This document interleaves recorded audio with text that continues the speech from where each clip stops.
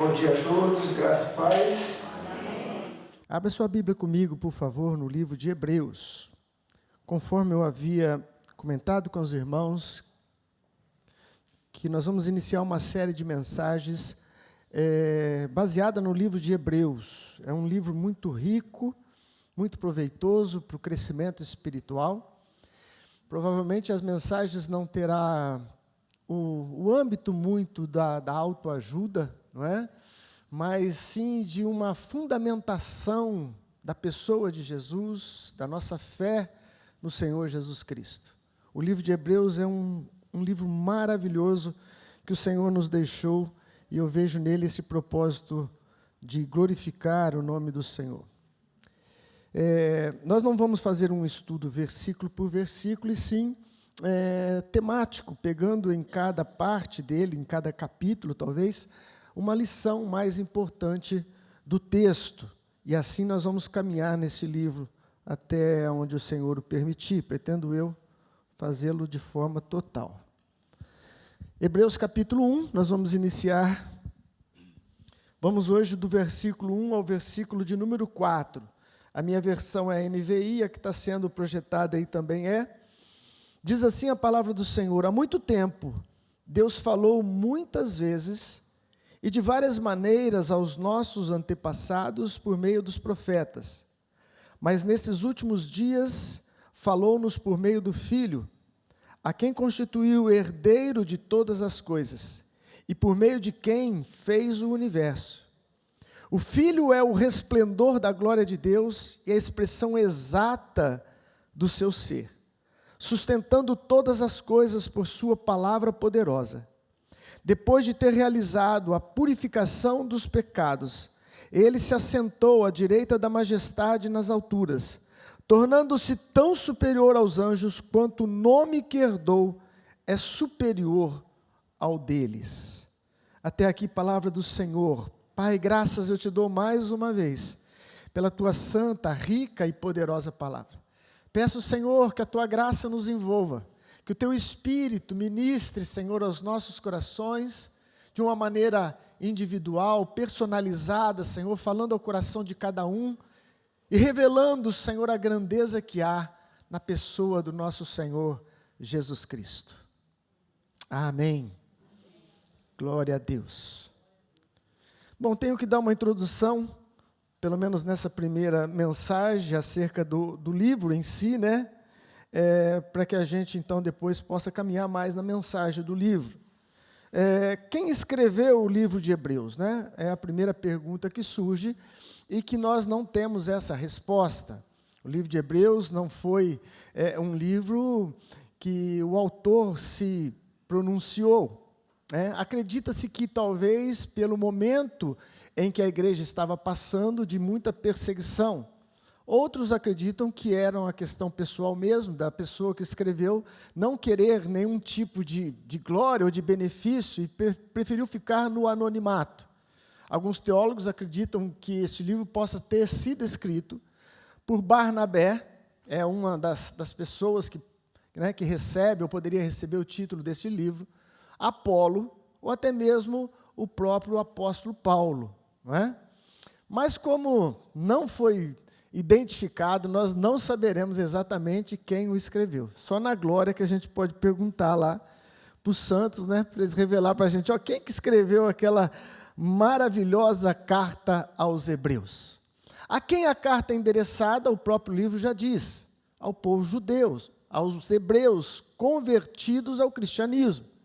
Porque é lógico, tinha ainda muitos judeus que não se renderam ao senhorio de Cristo e permaneciam inflexíveis na sua doutrina, baseada somente no Antigo Testamento, não é?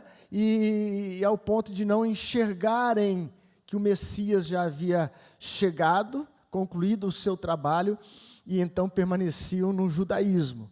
Mas então essa carta é escrita aos cristãos judeus, em primeira instância. Acredita-se que também foi escrito na segunda metade do primeiro século. Ali talvez entre 50 até 70 depois de Cristo, né? Porque em 70 aconteceu a destruição do templo, né?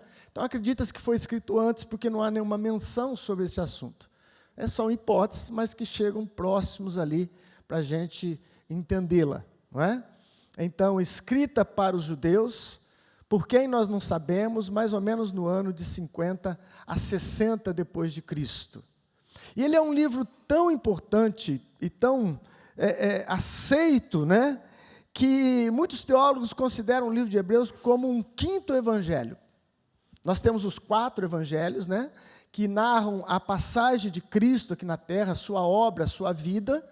E esse livro é tão importante que eles chegam a dizer que ele seria o quinto evangelho, onde narra o ministério celestial de Cristo.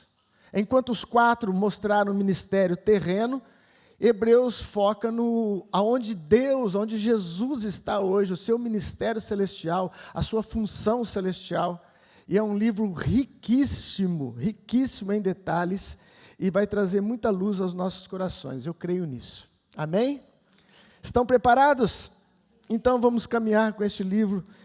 Eu começo essa leitura, né, e essa interpretação desses 4 versículos fazendo 2 perguntas que eu acho que são pertinentes aí nesses versículos, e eles respondem para a gente essa pergunta.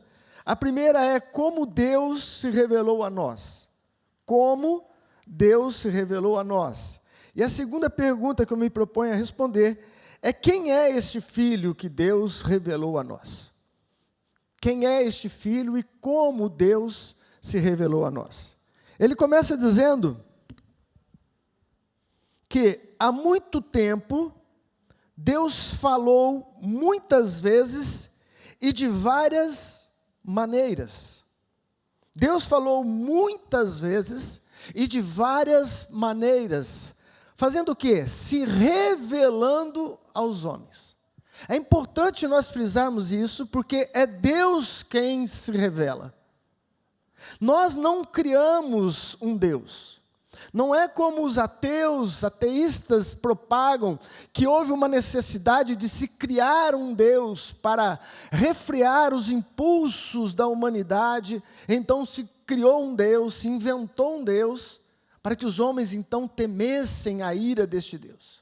Não, pelo contrário, nós é que somos criaturas de Deus. Nós é que fomos criados por Ele. E é Deus quem se revela a nós. Nós não temos capacidade alguma de querer revelar Deus. Nós somos a criatura e Ele é o Criador. E Ele sim, na sua infinita graça, se revela aos homens. De que maneira Deus se revela aos homens? Existem 4 maneiras, 4 características que é aceita entre todos os teólogos de como Deus tem se revelado. E eu vou dizer para vocês. A primeira é chamada de revelação natural. Revelação natural é a revelação que é vista através de toda a criação de Deus. Essa é uma das revelações naturais. Porque qualquer homem, qualquer mulher em sã consciência, ao analisar toda a criação, se ela for realmente sincera e estiver desarmada das suas crenças e dos seus escudos, ela chega ao ponto de reconhecer que houve uma mente inteligente, criadora de todas as coisas. Alguém que deu início a todas as coisas. A Bíblia é recheada de textos que falam sobre essa revelação natural. Eu quero que você leia comigo o Salmo 19, versículo de 1 ao 4, e ele fala exatamente isso, sobre essa revelação natural de Deus.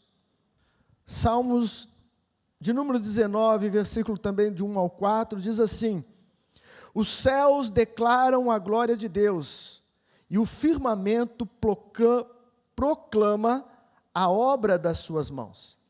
Um dia fala disso a outro dia, e uma noite o revela a outra noite. Sem discurso e nem palavras, não se ouve a sua voz, mas a sua voz ressoa por toda a terra, e as suas palavras até os confins do mundo. Nos céus ele armou uma tenda para o sol. Olha que texto fantástico, dizendo que a natureza por si só, muito embora não tenha som, não tenha verbalização, não tenha as palavras, elas anunciam o nosso Senhor, o Criador dos céus e da terra. E isso eles tinham como algo fantástico em um mundo que até então não tinha descoberto não sei quanto da porcentagem do que hoje nós sabemos acerca de mundo. Não tinham noção do que é as galáxias, da dimensão de toda a criação celestial e terrena. Eles tinham apenas esse vislumbre que nós temos de acordar pela manhã e olhar o nascer do sol, ou então o entardecer de um dia, e só isso era suficiente para dizer: louvado seja o Criador dos céus e da terra. Essa é uma revelação natural que Deus permite a todos os homens. Todos estão patentes a todos nós, só não vê quem não quer. A segunda maneira que Deus se revela ao homem, é uma revelação também aceita por todos, é a revelação da lei moral. A revelação da lei moral que acontece dentro de cada ser humano.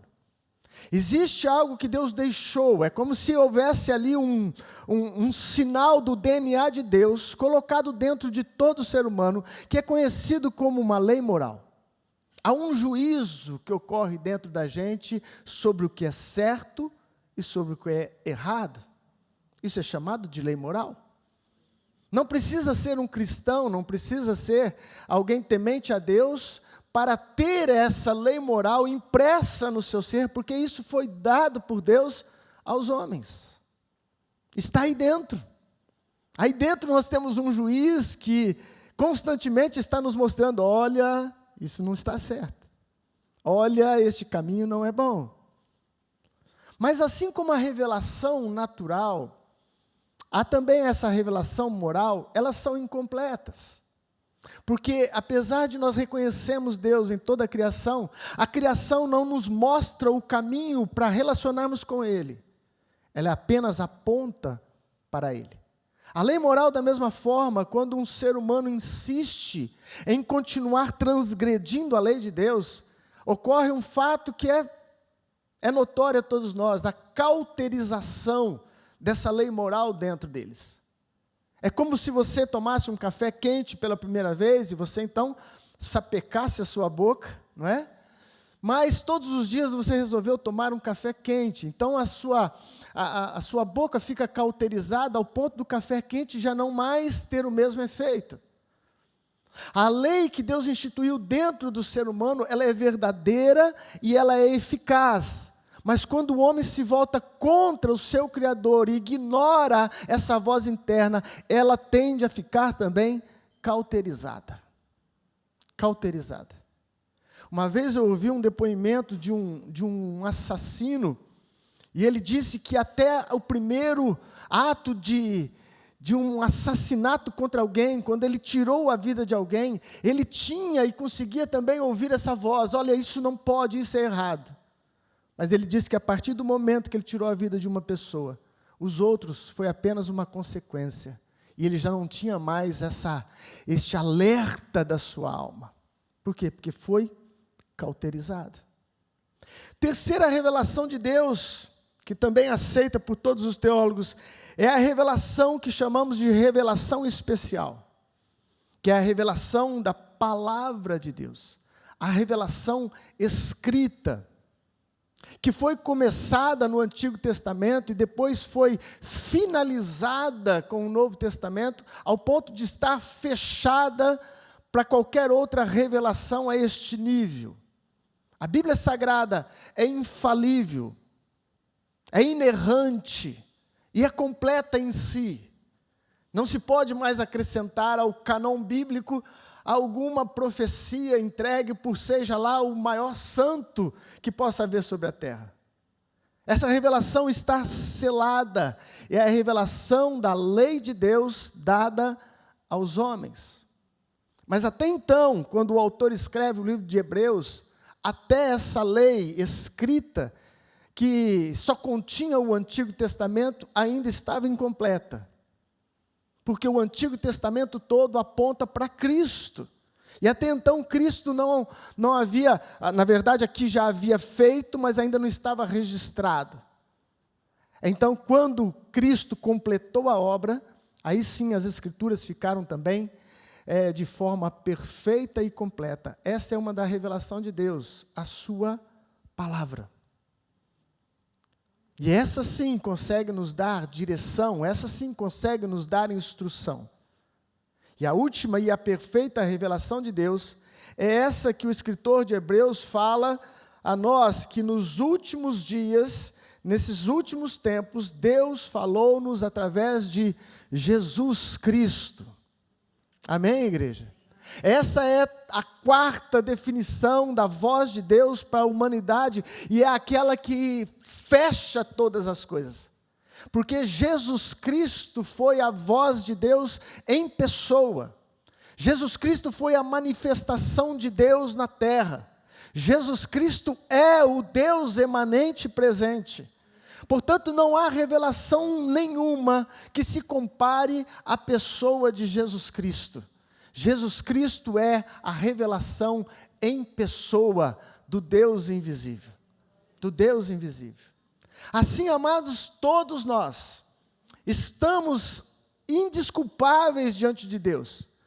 Não há o que alegarmos acerca de tal revelação, porque Deus, na sua graça e misericórdia, se revelou de várias maneiras, até que então Ele fecha esse ciclo maravilhoso, falando-nos através do próprio Filho, Jesus Cristo.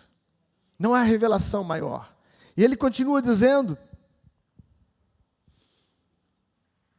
que nesses últimos tempos, Ele falou a nós por meio do Filho. Portanto, agora eu quero responder a segunda pergunta que esse texto traz e com muita abundância, que é: quem é este Filho que Deus revelou a nós? A primeira pergunta já foi respondida, como Deus se revelou a nós. Mas quem é este Filho? Para isso eu vou fazer uma tríplice divisão aqui, para a gente absorver exatamente. Era um bicho. Exatamente essa revelação acerca de quem é o Filho. Em primeiro lugar, o status do Filho. Qual é o lugar deste Filho? Que posição ele ocupa? Diz aí no versículo de número 2, mas nesses últimos dias falou-nos por meio do Filho, a quem constituiu herdeiro de todas as coisas. Uau! Jesus Cristo é aquele que Deus constituiu, reconheceu, aprovou como o herdeiro de todas as coisas. Nós temos algumas coisas que nós também herdamos por promessas. Herdamos as promessas de Abraão. A igreja também tem uma herança. Mas a respeito do Filho é dito que ele herdou todas as coisas. Todas as coisas. Portanto, esta é uma apresentação de peso acerca deste Filho. Além dele ser herdeiro de todas as coisas, diz lá no final do verso 4, que ele está numa posição de maior autoridade possível. Ele está sentado à destra da majestade nas alturas. Está sentado à destra da majestade nas alturas. Assentado à destra de Deus significa posição de autoridade plena. Posição de conquista de uma realização. E o texto nos informa qual foi essa conquista e essa obra realizada. Diz lá, depois de ter feito a purificação dos nossos pecados. Depois de ter feito a purificação dos nossos pecados. Como ele fez isso? Oferecendo-se a si mesmo. O livro de Hebreus, como ele foi escrito para os judeus, eles estavam muito familiarizados com todas essas analogias que nós vamos caminhar no decorrer desse livro. Nós cantamos aqui um refrão que fala do Santo dos Santos, que era uma figura do templo, um espaço do templo, de uma adoração mais íntima do sumo sacerdote, onde ele entrava uma vez por ano para oferecer ali sacrifício pelo povo. Tudo isso vai ser visto nesse livro de Hebreus e vai mostrar o porquê de toda essa simbologia, o porquê de todos esses passos. E eu vou adiantar para você, o porquê disso tudo apontava exatamente para Cristo, o nosso Senhor e Salvador. Portanto, o seu status é de herdeiro de todas as coisas. O seu status é de poder e de vitória ao lado do Pai, nas alturas e majestade. E um dos seus maiores feitos foi a purificação dos nossos pecados. E essa questão da purificação dos nossos pecados é interessante. Eu ouvi um pastor comentar algo que eu até comentei isso no próprio velório da minha mãe. Por quê? Porque quando fala que nós fomos purificados dos nossos pecados, logo nos vem à mente de que o salário do pecado é a morte. E se já somos purificados dos nossos pecados, por que ainda a morte está presente? É uma boa pergunta, não é? O pastor Donald, um reitor da Faculdade de Teologia Americana, casado e com uma filha pequena, veio num determinado tempo a perder a sua esposa. E no velório da sua esposa, a sua filhinha de 8 anos disse assim para ele: pai, se Jesus venceu a morte, por que a mamãe morreu? Olha que pergunta. Se Jesus venceu a morte, por que mamãe morreu? E ele diz no seu testemunho que na hora ele ficou completamente impotente de ter uma resposta cabível, uma pergunta vindo de uma inocência, mas que mostrou uma pergunta muito profunda de teólogos. E ao caminho de volta para sua casa, ele veio orando a Deus e pedindo para que Deus mostrasse e desse uma forma dele explicar essa pergunta da filha. Então, no carro, passou ao lado uma carreta muito grande. E quando a carreta passou ao lado do carro deles, projetou a sombra sobre o carro. Então, naquela hora, o Espírito Santo deu uma inspiração a ele. Ele falou: filha, você está vendo essa carreta que passou por nós? Ela falou: sim, papai. O que você prefere? Que essa carreta passasse por cima de nós? Ou então que a sua sombra passasse por cima de nós? Aí a menina, lógico, disse que a sombra passasse por cima de nós. E então ele respondeu: é exatamente isso que aconteceu. A carreta passou por cima de Jesus. E hoje nós passamos apenas a sombra da morte. Olha que explicação sábia acerca deste monstro ainda chamado morte. Não temos mais o poder da morte sobre nós. A morte para o cristão é apenas uma passagem, uma transição para a vida perfeita que nos espera ao lado do nosso Senhor Jesus Cristo. Ao lado do nosso Senhor Jesus Cristo. Portanto, Ele purificou-nos dos nossos pecados. Qual a obra deste Filho? O que esse Filho tem feito? O versículo de número 2 e também o 3, ele diz que por meio dele, quem fez o universo. E depois ele acrescenta, também no versículo 3, que ele é o sustentador de todas as coisas, por sua palavra poderosa. Qual é a obra do Filho? O Filho, sendo Deus, ele é parte integrante da criação de todo o universo. Ele é o Criador, juntamente com o Pai, de tudo. Mas não somente isso, que já seria maravilhoso, tal obra. Diz o texto que o Filho, e fala a respeito exclusivamente do Filho, ele é o sustentador de todas as coisas. Sustentador de todas as coisas. Pela palavra do seu poder. O Bispo Pinaldo lançou um livro recente, A Plenitude do Tempo, e ele deu aqui no domingo passado, né, uma aula, uma introdução do livro, e aonde ele fala sobre, né, os últimos adventos, que seria o problema maior, ou a evidência maior, a questão do sol, quando o sol perder a sua luz, quando o sol deixar de cumprir a sua função, então seria um dos maiores sinais da volta de Cristo. E ele tem razão, talvez esse seja um dos últimos mesmo, ou o último sinal que nós vamos ver e presenciar. Mas eu digo a toda a igreja, e a palavra de Deus nos afirma, que é o Senhor Jesus que sustenta todas as coisas, inclusive todo o sistema planetário, todas as coisas na terra estão sustentadas por Jesus Cristo. E muito embora a ciência descubra um desgaste, um isso, um aquilo, todas as coisas vão ser consumadas quando o Filho der a ordem final. Porque Ele continua sustentando todas as coisas. Ele sustenta as nossas vidas. Ele sustenta o nosso casamento. Ele sustenta o nosso ministério. Ele é aquele que mantém todas as coisas pelo poder da sua palavra. É como se Jesus tivesse e tem o poder de tirar um cabo da tomada. Ele é o detentor deste poder. Ao tirar, a vida para, a energia para, porque Ele é quem mantém todas as coisas. A Ele seja a honra, a glória, o poder e toda a majestade. Aleluia. Essa é a obra do Filho.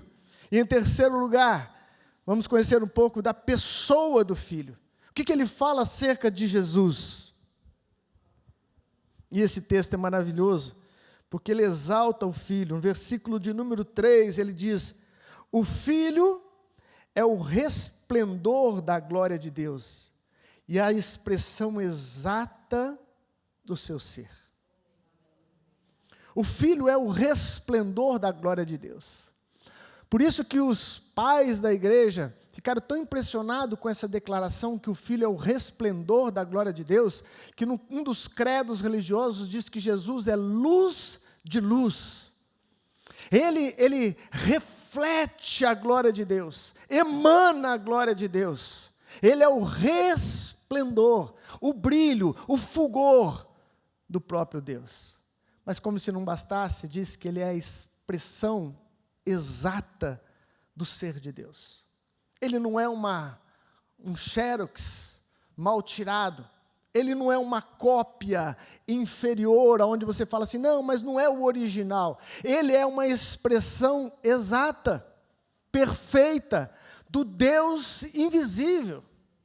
Jesus Cristo é a resposta para aqueles que dizem, mostra-me Deus, e então eu vou acreditar. Jesus Cristo é o Deus encarnado. Jesus Cristo é a glória de Deus na terra. Jesus Cristo é essa pessoa que veio ligar novamente o homem a Deus. Ele é a expressão exata do seu ser. Diante dessas revelações que o livro de Hebreus começa a nos informar acerca da pessoa de Jesus, da obra de Jesus, do seu status e da revelação que Deus deixou aos homens, eu quero tirar pelo menos uma lição prática para a gente pensar aqui e aplicar em nossas vidas. Quando diz no começo que Deus então falou de várias maneiras, e Deus continua a falar conosco, e a maneira final e completa foi através da pessoa de Jesus Cristo, o nosso Senhor. Se Deus então falou, Ele quer ser ouvido, não é verdade? Ninguém que fala não quer ser ouvido, a não ser que fala para si mesmo. Mas quando você se dirige a alguém e você fala com alguém, você pelo menos quer ser ouvido. E essa é uma questão para a gente trazer para os nossos dias. A quem nós estamos ouvindo? A quem estamos dando ouvidos? O livro de Hebreus foi escrito em um tempo em que os judeus cristãos da época estavam sofrendo uma perseguição muito grande. Nós vamos estudar isso no decorrer deste livro. Perseguição através das instituições da época. É interessante pensarmos nisso, né? O judaísmo, que é uma religião bem próxima ao cristianismo, porque crê no mesmo Deus que nós cremos, Yahvé, tinha uma aceitação governamental na época. Não era proibido ser da sinagoga judaica. Não era proibido participar dos cultos judaicos da época. Mas o cristianismo, por isso que cada vez mais a gente se firma e acredita que verdadeiramente é uma obra divina, porque aonde o cristianismo chega, geralmente, ele encontra oposição, ele encontra resistência. Geralmente o budismo não encontra resistência, O islamismo na sua terra não tem resistência. O espiritismo não tem resistência. Mas um cristianismo autêntico produz resistência. Por quê? Porque a Bíblia diz que nós temos um inimigo. E esse inimigo milita contra a igreja, porque é a igreja do Deus vivo. É a igreja do Deus vivo. Somos nós, a noiva de Cristo. E neste tempo inicial da igreja, havia perseguição e alguns cristãos judeus estavam sendo mortos por causa do evangelho.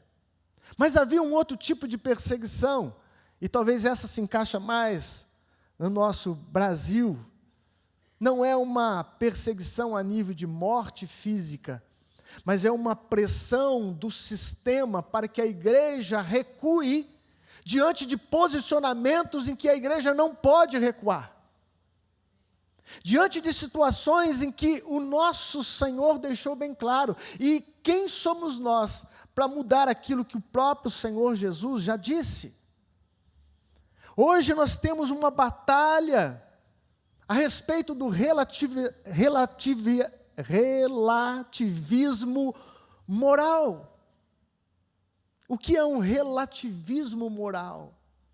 É a questão de que o que é verdade para você não é verdade para o outro. Questão que as verdades podem ser relativadas. Elas não são absolutas, elas não são exatas. E é isso que nós enfrentamos lá fora. Quando falamos da pessoa de Jesus ou da fé em Jesus Cristo, eles falam, olha, Jesus é um caminho. Mas na verdade, coloca o texto aqui para mim, por favor, João capítulo 14, versículo de número 6. Nós sabemos de cor, mas só para ficar aqui na tela. Jesus nunca disse que ele era uma verdade. Jesus nunca disse que ele era mais um caminho. Jesus nunca disse que ele era mais um instrumento de vida. Mas ele afirmou de forma categórica a sua posição única. Ele disse, eu sou o caminho. Eu sou a verdade. E eu sou a vida. Aonde está a verdade? É o que Pilatos perguntava para Jesus. A verdade está nele, no Filho. Ele é a verdade. Ele é o caminho.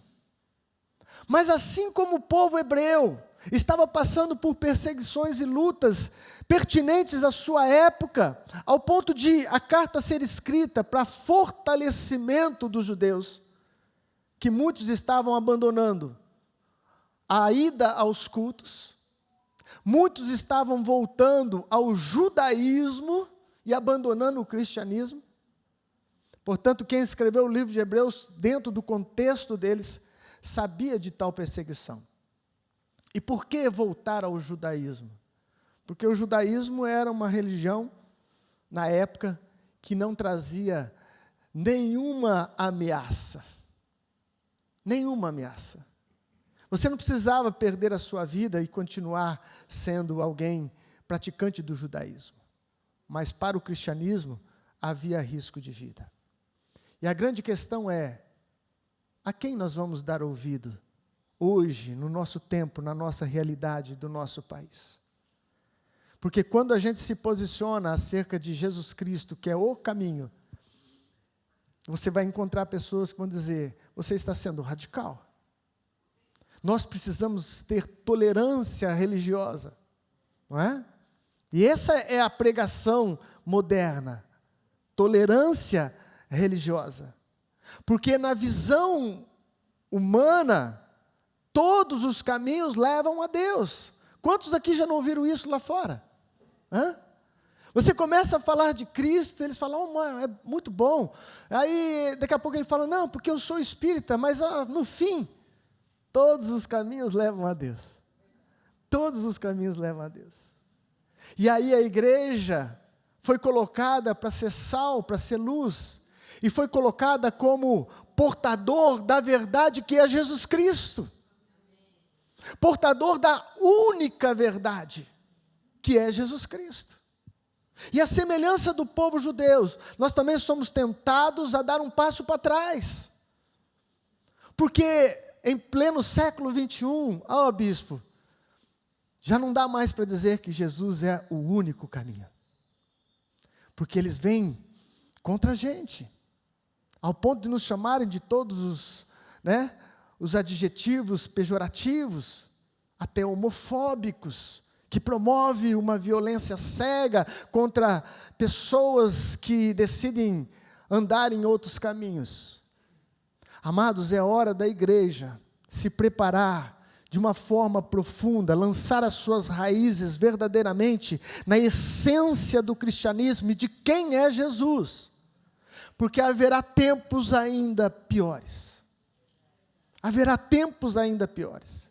Nós estamos sendo preparados, quem sabe seja ainda a nossa geração, que vai experimentar uma perseguição ao cristianismo instalada sobre toda a terra. Uma perseguição física ao ponto de tirar a vida ou de perder a vida quem quiser honrar e glorificar o nome do Senhor Jesus. Mas enquanto isso não acontece, e tomara que não aconteça em nosso tempo, eu acho estranho alguém dizer assim, eu oro para que tenha perseguição à igreja. É uma oração estranha, né? Há coisas que são reveladas, que vão acontecer, mas não é necessário que você as deseje. Porque, amados, perseguição não é brincadeira de criança. Perseguição é uma coisa muito séria, e eu vou te dizer com toda sinceridade, talvez até eu me inclua nisso, a igreja brasileira ainda não está preparada para uma perseguição conforme profetizado na palavra. Nós não estamos preparados. Nós não estamos ao ponto de falar assim, eu perco a vida, mas não nego Cristo. Mas que esses tempos que ainda nos são dados pelo nosso Senhor, que nós possamos refletir, e isso é muito importante, a quem vamos dar ouvidos.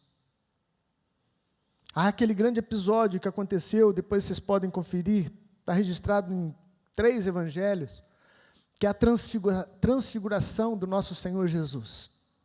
Certa vez ele subiu ao monte para orar, e se eu não me engano ele levou consigo Pedro, Tiago e João, os 3 mais íntimos dele, e neste monte aconteceu chamada transfiguração.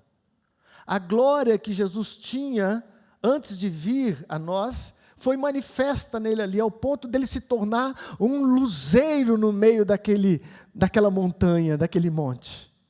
Ele transfigurou, diz que as suas vestes ficaram brancas, que nenhum alvejante seria possível deixá-la. Nesse episódio apareceu Moisés e Elias, e eles conversavam com o Senhor Jesus. E Pedro logo disse, Pedro, tinha que ser ele, Senhor, é bom que façamos aqui 3 tendas, uma para o Senhor, uma para Moisés, outra para Elias, e vamos ficar por aqui, isso aqui é bom demais. Mas então diz que uma nuvem os encobriu, e quando a nuvem passou, eles ouviram uma voz do céu que dizia, este é o meu filho amado, a ele ouvi.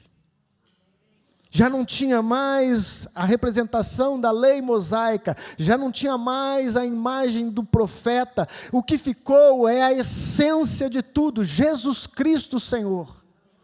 E diante de Jesus Cristo, a voz que veio é, dê ouvidos a Ele, dê ouvidos a Jesus Cristo. A igreja não pode se acovardar nesses últimos tempos.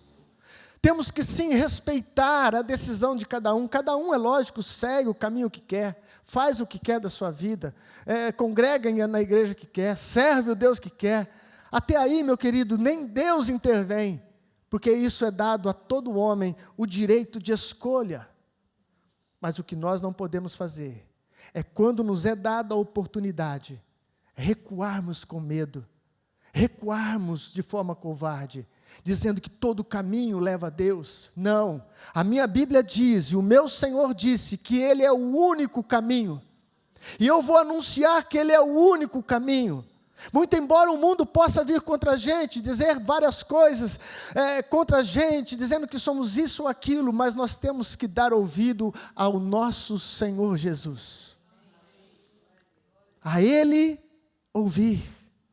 Vamos nos colocar verdadeiramente como ministros do Evangelho de Jesus Cristo. Vamos ficar de pé no nome de Jesus.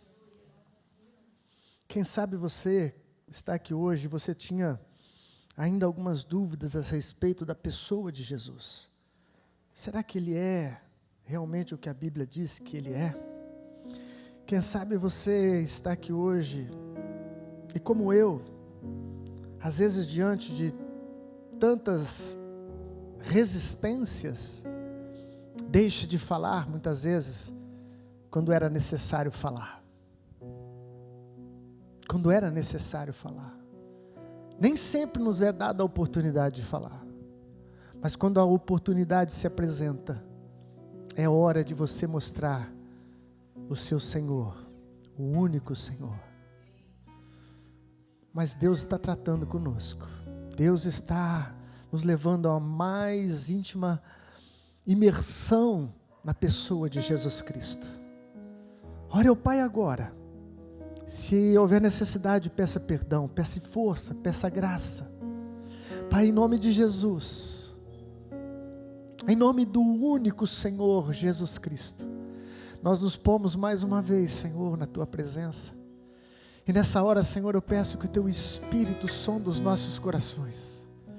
Senhor, sabemos que somos imperfeitos, sabemos, Senhor, que não há uma plenitude ainda em nossas vidas, ó Pai, mas pedimos graça do Senhor.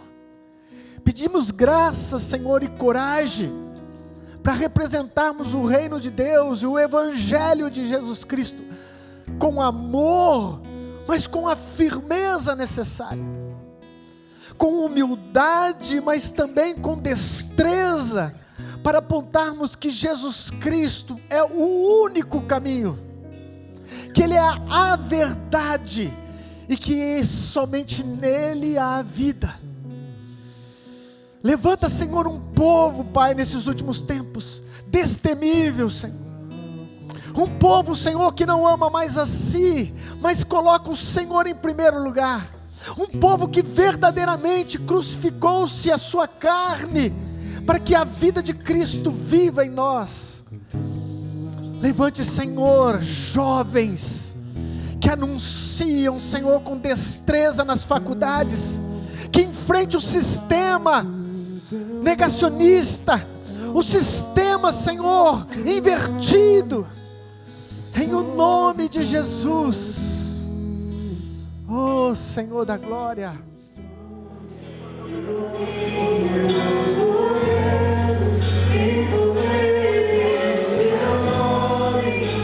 Santo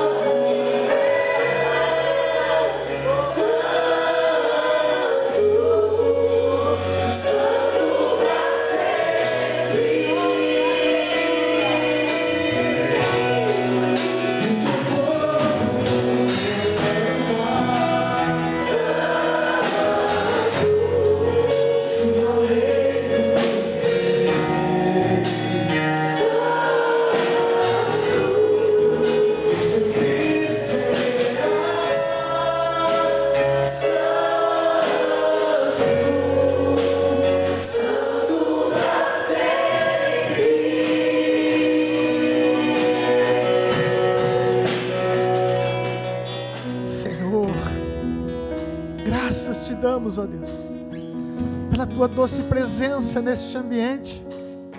Graças te damos, Senhor, pelo privilégio de sermos chamados, ó Deus, para fazer parte do maior projeto sobre a terra, a extensão do reino de Deus e a glorificação do Filho, o Deus encarnado, Jesus Cristo, o nosso Senhor. Glória a Deus. Erga a tua mão para o céu, meu querido. Que o grande amor de Deus Pai, a graça do nosso Senhor e Salvador Jesus Cristo, a doce presença do Espírito Santo, esteja conosco, esteja sobre a sua casa, esteja sobre a sua vida, hoje e para sempre. Amém. Aleluia.